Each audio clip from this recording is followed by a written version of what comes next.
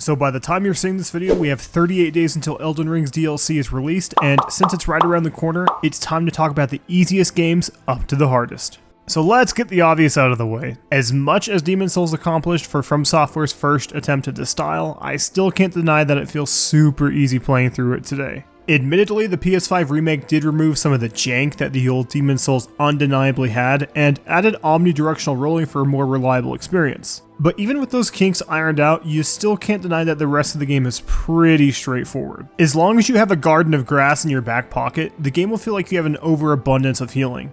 There are other reasons as to why I have Demon's Souls so low. Around half the bosses rely on some weird and easy gimmick to understand, and the level design isn't as hard to fully understand as the other games. This is all without mentioning that Demon's Souls turns into an easy-ass game when you play with magic. Magic builds in these games are generally considered to be an easier alternative to melee builds, but it almost feels like From Software didn't even playtest magic builds in this game. I have a few clips in the background, but this clip here is my favorite showcase of the magic power in Demon's Souls.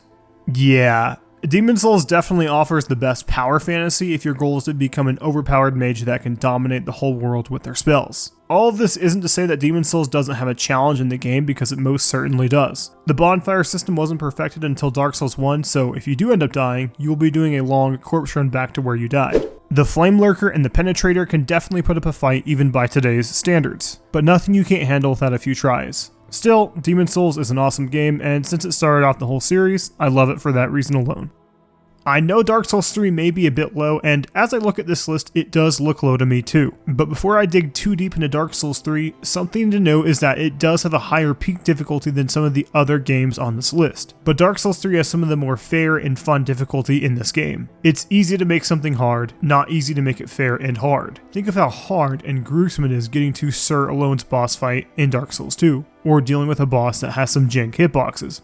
Not that fun. While Dark Souls 3 isn't perfect in terms of fair difficulty, it comes close and only gets beat out by Sekiro in my opinion. Something that makes Dark Souls 3 feel easier compared to the other games on this list is the base game is mostly a smooth ride, and it doesn't have challenging world and level design to interact with. Dark Souls 3's individual level design is still quite high, but the way you progress the world is very linear, making it so unless you're skipping over the game, you will probably be properly leveled or even over-leveled. It was also the start of FromSoft's games slowly removing horrible boss runbacks. There are a few annoying ones in this game, like Aldrich is a good example, but nothing as annoying as these ones on your screen. As I said at the beginning of Dark Souls 3, it does have hard bosses, but From Software ironed out most of their issues and gave the role an extremely generous amount of iframes. Still, difficulty is only one aspect of what makes these games fun, and since Dark Souls 3 has some of the best bosses in this series, doing a challenge run adds to the difficulty. I did a complete playthrough at level 1 for this game and had a ton of fun. We're gonna stick with Dark Souls for a bit longer and go back to the first game. I know it's a bit of a hot take to have Dark Souls 3 lower than the first game, and to be completely fair, Dark Souls 3 does have a higher peak difficulty. But Dark Souls 1 still has hard bosses like Ornn and Smough and the DLC bosses, while simultaneously having harder world and level design to navigate through. Sometimes figuring out where you need to exactly go is part of the challenge with these games. And Dark Souls 1 still has the most intriguing challenge in that department.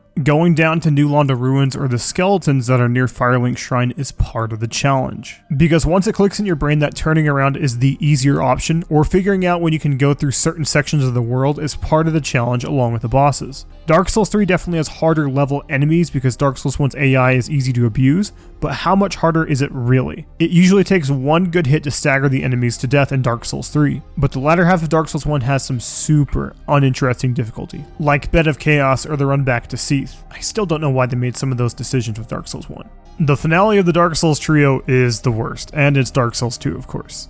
Dark Souls 2 is definitely the least favorite in this series, and I think a few of my comments will help you understand why. It does have some interesting ideas it plays with that do go hand in hand with challenge in general, like properly using Pharaoh's Lockstones or fragrant branches of yore to potentially get a good item, but for every good and interesting thing it also does 5 annoying things in return. The most annoying thing I'll start with are some of the boss runbacks. It feels like From Software intentionally made every boss runback as annoying as possible in this game. The base game does have some real stinkers like Flexile Sentry or the Old Iron King if you missed this well-hidden bonfire. And if you think these runbacks are annoying, then the DLC ones are just a flat-out waste of effort. Most of the runbacks in Dark Souls 2's DLC are cluttered with a countless amount of enemies, and to make things worse, Dark Souls 2 does not give you invincibility when you are entering a boss arena. In my eyes, this is the definition of artificial difficulty, and it's the worst with Dark Souls 2. The other games do have a few bad runbacks, but Dark Souls 2 has them at nearly every boss. Bad runbacks are just the highlight of this game's poor difficulty spikes. The hitboxes are also pretty bad, with adaptability as another offender. This game does have some bosses that are fun to fight and do put up a challenge like some of the DLC fights, but I don't know if those few moments make up for the rest of the game. Yes, Dark Souls 2 is not my favorite, but I will actually be doing a retrospective of all the Souls games up to Elden Ring in a future video, so I have more positive things to say about Dark Souls 2 in that video.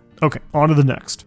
So now that we're in the top 3 spots, things are getting a bit tougher, but here I chose Bloodborne. Bloodborne is a special game. I think it's hands down one of the most unique games that I have ever played, and it still provides a challenge to this very day. I just got done slamming Dark Souls 2 for having unfun difficulty, so let's play fair and dig at Bloodborne for just a second. Farming blood vials is, put simply, uninteresting. Now, if you do play Bloodborne as your 3rd or 4th From Software game, then you won't have to deal with farming blood vials that much. The game will smoothly progress for you and you will completely avoid this issue. But if you are new to the series or aren't the best player, you will run into the issue of killing the same few enemies over and over just for the chance of progressing. Some players will bypass this issue by abusing the dungeon, but not everyone knows about that dungeon. I also don't want to forget to mention Chalice dungeons, specifically Chalice Dungeon 4 when your health is cut in half. Not only is cutting your HP in half a boring way to create a challenge, the boss health pool felt dramatically increased, and there are a few bosses that have flat out bad and annoying hitboxes in that dungeon. I just had to get Bloodborne's negatives out of the way before I praised it, but once you start engaging with the fun challenges in Bloodborne, it's really fun to play.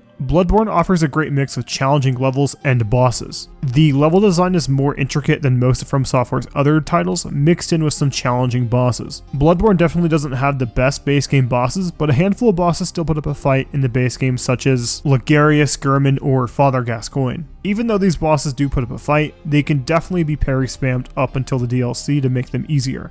So a few of you were definitely wondering where Elden Ring is, and I actually have it at the number 2 spot, right behind Sekiro. So let me be clear, all of From Software's games besides Sekiro can be made extremely easy. Pretty much every boss can be nearly one-shot if you sit outside the boss arena and buff yourself up. So that's why these rankings are going to be entirely subjective. But if you play Elden Ring as a melee-only guide that doesn't cheese, you choose to play summonless, and you don't use guides that tell you which weapons or armor sets are the best, then Elden Ring is a hard game. This is the way I personally play all of From Software's games, and when Elden Ring came out, I remember thinking that this game was very hard. Partially because maybe I'm bad, but I also wasn't using Rivers or Blood or the Mimic tier. And that's where judging Elden Ring's difficulty also becomes more of a challenge because Shadow of the Erdtree is not out yet. But in general, finding out where to go in Elden Ring isn't the challenge, it's more so how tough the late game can be.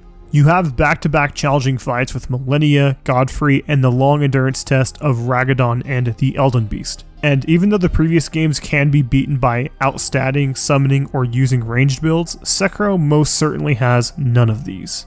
Sekiro is the kind of game that you cannot force an easy mode like the other games. No overleveling, no ranged builds, no summoning, only raw shinobi skill. That's what makes Sekiro as complex and as interesting as it really is. It takes the less is more approach. With the other games on our list today, you can have the game sense that you have accumulated to help you defeat most bosses. But Sekiro doesn't offer any of this since it's a one-of-a-kind game. It's very focused, and in a good way, one-dimensional. The levels in this game I would say are just as hard as the other levels. Traversing and figuring out where to go isn't hard since you have so much mobility, but the game does become challenging when you accidentally break stealth and get ganged up on by multiple opponents. But since this game is so refined for 1v1 combat, reflecting multiple attacks simultaneously isn't very engaging to me. Sekiro definitely made Souls veterans feel like they were playing a Souls game for the first time again. The skills that you obtain from the other games will have a pretty smooth transition over to the next game. So, say going from Dark Souls 3 to Elden Ring will feel like a smooth transition. But going from any of the other games to Sekiro is hard, and that's why I think Sekiro is the hardest and the most skillful. You can't worm your way out of the challenge through overpowered builds and summons. You have to get good, and that's what I love most about it.